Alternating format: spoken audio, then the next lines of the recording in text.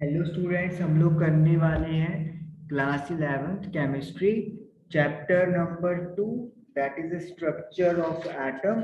और एक्सरसाइज के question start करेंगे। फर्स्ट क्वेश्चन हमारे पास आपके स्क्रीन पे आ रहा है। Calculate the number of electrons which will together weight 1 gram. हमें पता करने हैं कि कितने इलेक्ट्रॉन्स मिलके 1 ग्राम वेट बनाएंगे। चलिए कैलकुलेट करते हैं। Mass of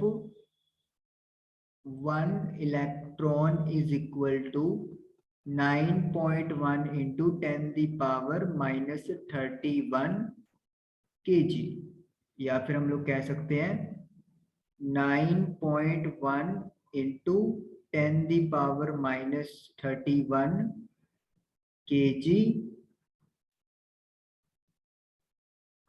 contains 1 electron. तो 1 kg में कितने इलेक्ट्रॉन आएंगे? तो ये क्वांटिटी आप डिवाइड में ले जाओगे। अब हमसे पूछा है 1 ग्राम। 1 kg का मतलब क्या होता है? 1 kg का मतलब होता है 1000 ग्राम।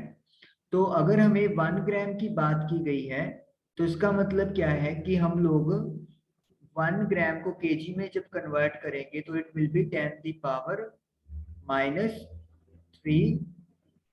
किलोग्राम। तो यानी कि 10⁻³ kg में हमें बताना है कि कितने इलेक्ट्रॉन्स आएंगे। सो जब आप इसको करोगे मल्टीप्लाई 10⁻³ से, तो 9.1 का ऊपर पॉइंट हटा के 10/91, 10⁻³ 31 जो है ऊपर जाकर प्लस का हो जाएगा। यू विल गेट 100 को 10 को जब अपन 91 से डिवाइड करेंगे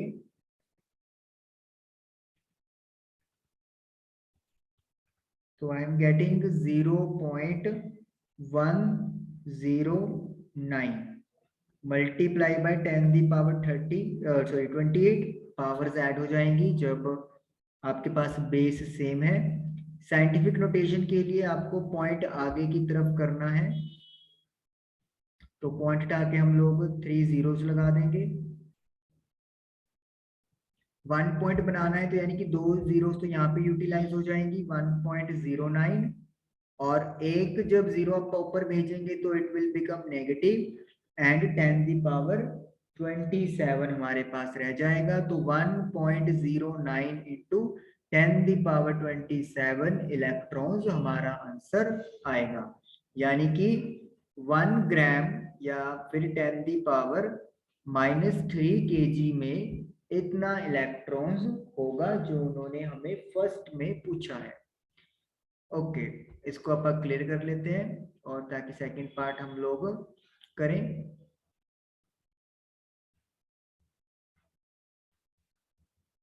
सेकंड पार्ट है हमारे पास, calculate the mass and charge of 1 mole of electrons. आपके पास 1 मोल ऑफ इलेक्ट्रॉन्स है तो आपको बताना है कि कितना मास और चार्ज होगा इन इलेक्ट्रॉन्स के ऊपर।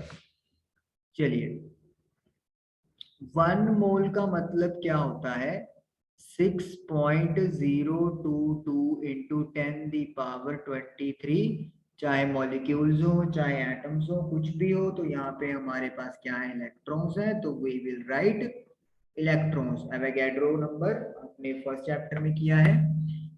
Now charge on 1 electron. पहले चार्ज की बात कर लेते हैं। आपको पता है कि इलेक्ट्रॉन पे 1.6 इंटू 10⁻⁻19 कूलम चार्ज इलेक्ट्रॉन के ऊपर होता है। नेगेटिव होता है हालांकि। अब हमें चार्ज निकालना है 6.022 मल्टीप्लाई बाय 10⁻23 इलेक्ट्रॉन्स। तो हम लोग क्या करेंगे, जो एक इलेक्ट्रॉन के ऊपर चार्ज आया है उसे 6.022 मल्टीप्लाई बाय 10⁻23 से मल्टीप्लाई कर देंगे। So 6.022 multiply by 1.6. So I'm getting 9.635 minus 19 plus 23. So I will get 4. So 9.635 into 10 the power 4 Coulomb's. तो ये हमारे पास चार्ज आ गया है 1 मोल ऑफ इलेक्ट्रॉन्स के ऊपर। ये जो है आपके पास quantity it is equal to 1 mole. अब बात करेंगे मास की। मास ऑफ 1 इलेक्ट्रॉन, एक इलेक्ट्रॉन का मास आपको पता है 9.1 multiply by 10 the power minus 31 kg, और हमारे पास 1 मोल है। 1 मोल मतलब 6.022 into 10 the power 23 इलेक्ट्रॉन्स। तो 9.1 into 10 the power minus 31 को 6.022 into 10 the power 23 से मल्टीप्लाई कर दो। So 9.1 multiply by 6.022. So you will get 54.8002 multiply by 10 the power minus का 8 हो जाएगा।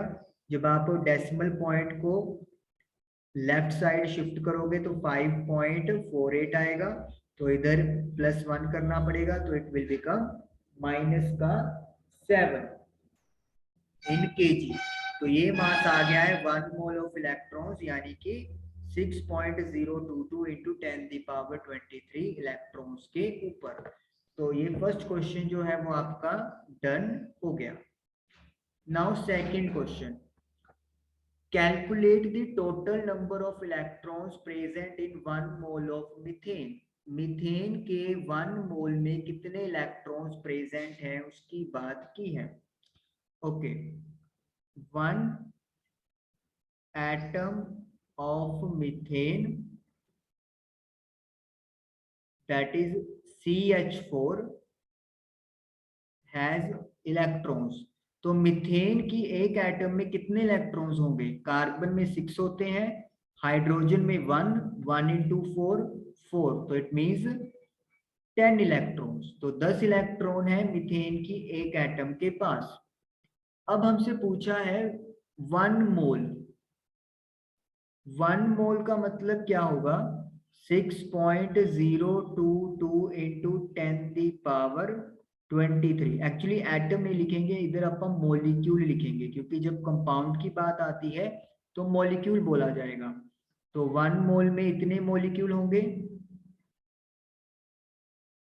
तो इनके पास कितने इलेक्ट्रॉन होंगे? 10 का मल्टीप्लाई 6.022 into 10 the power 23 से कर देंगे।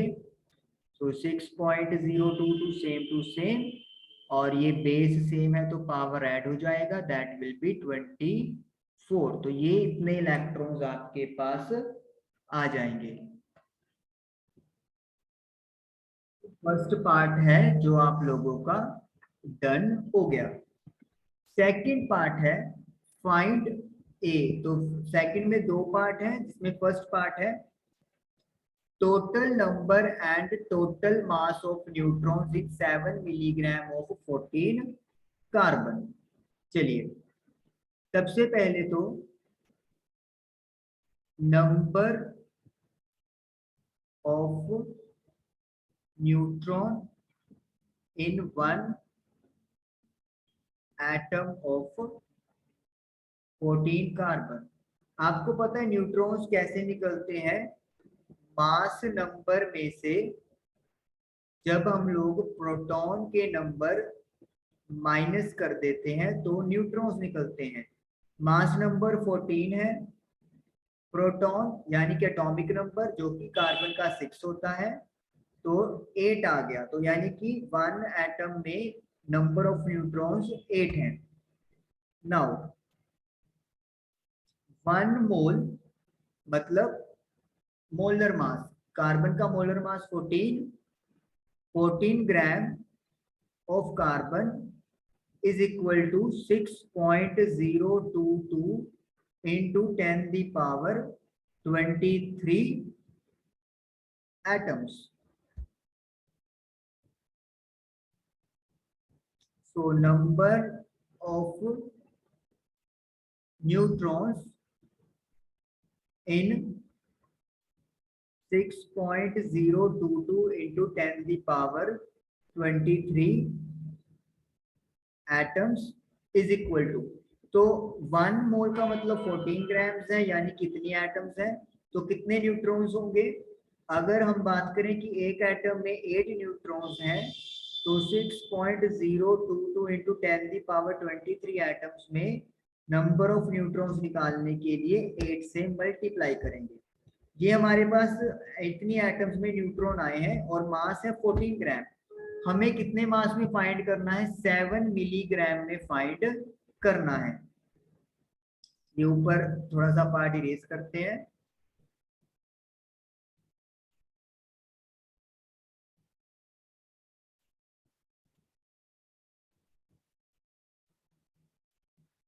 चलिए देखिए, 14 ग्राम्स में number of neutrons that is equal to 8 multiplied by 6.022 into 10 the power 23। Same है आपके पास। 1 ग्राम में नंबर ऑफ न्यूट्रॉन्स 14 से आपको क्या करना पड़ेगा, डिवाइड। अब आपके पास जो मास है वो 7 मिलीग्राम है, तो आपको 7 मिलीग्राम, पहले तो इसको ग्राम में बदल लो। 7 मिलीग्राम को ग्राम में कन्वर्ट करना है तो 1000 से आपको डिवाइड करना पड़ेगा। तो 8 into 6.022 into 10 the power 23 divided by 14, multiply करेंगे 7/100 से। तो 7 मिलीग्राम के अंदर ये हमारे पास अब कैलकुलेट होके आ जाएंगे number of neutrons 88,024। So 24.088 multiply by 10 the power, ये 3 zeros कैंसिल हो जाएंगी, तो इट विल बिकम 20। जब आप पॉइंट को शिफ्ट करेंगे साइंटिफिक नोटेशन के लिए, तो इट विल बिकम 21। तो यानी कि 2.4088 इंटू 10 दी पावर 21 आपके पास कैलकुलेट हो गया। ये टोटल न्यूट्रॉन्स आए हैं 7 मिलीग्राम में। अब इसी पार्ट में हमसे टोटल मास भी पूछा है न्यूट्रॉन्स का, और एक न्यूट्रॉन का मास आप लोगों को दे दिया गया है। तो मास of 1 neutron 2.4088 multiply by 10 the power 21। Sorry, ये तो नंबरिंग आई है, मास तो हमें ये दिया हुआ है 1.675 multiply by 10 the power -27 kg। और टोटल आपके पास कितने न्यूट्रॉन्स हैं, 2.4088 मल्टीप्लाई बाय 10 दी पावर 21। तो इस क्वांटिटी के साथ मल्टीप्लाई कर दोगे,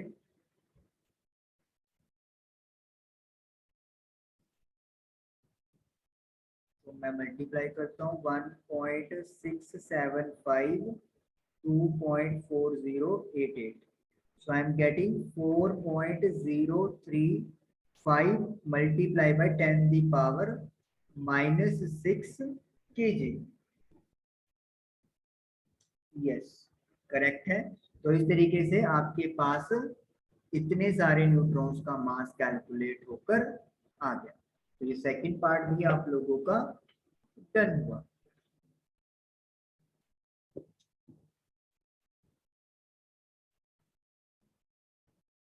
थर्ड पार्ट में आपने प्रोटॉन्स के बारे में पता करना है। यहाँ पे अब मैं कैलकुलेशन प्रॉपरली नहीं करूंगा, आपको जस्ट एक टाइप का हिंट दूंगा ताकि एज अ प्रैक्टिस आप लोग उसको डन कर सकें। टोटल नंबर ऑफ प्रोटॉन्स पहले कैलकुलेट करेंगे NH3 में। Number of protons in one molecule of ammonia यानी NH3। तो 7 हाइड्रोजन का 1 into 3 3, तो टोटल 10 नॉट इलेक्ट्रॉन प्रोटॉन्स की बात हो रही है। इलेक्ट्रॉन और प्रोटॉन सेम होते हैं अगर आपके पास जो भी एलिमेंट या कंपाउंड है अगर वो न्यूट्रल है। तो 10 प्रोटॉन्स आ गए। नंबर ऑफ प्रोटॉन्स इन 1 मोल, 1 मोल मतलब 6.022 into 10 the power 23 molecule of ammonia. तो 10 के साथ आप सिंपली एवोगैड्रो नंबर की मल्टीप्लाई कर दोगे, तो ये आपके पास टोटल नंबर ऑफ प्रोटॉन्स आ गए हैं 1 मोल में। अब 1 मोल का मतलब क्या होता है? 1 मोल का मतलब होता है मोलर मास, जो यहाँ पे 14 + 3 दैट इज 17 है। तो इसका मतलब 17 ग्राम ऑफ अमोनिया के अंदर टोटल जो प्रोटॉन्स है वो 6.022 into 10 the power 24 है।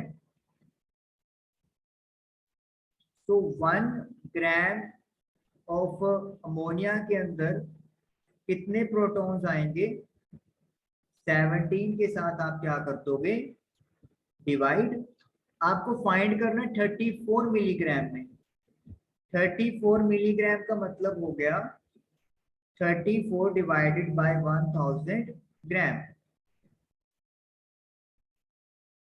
और आप लोग इस चीज की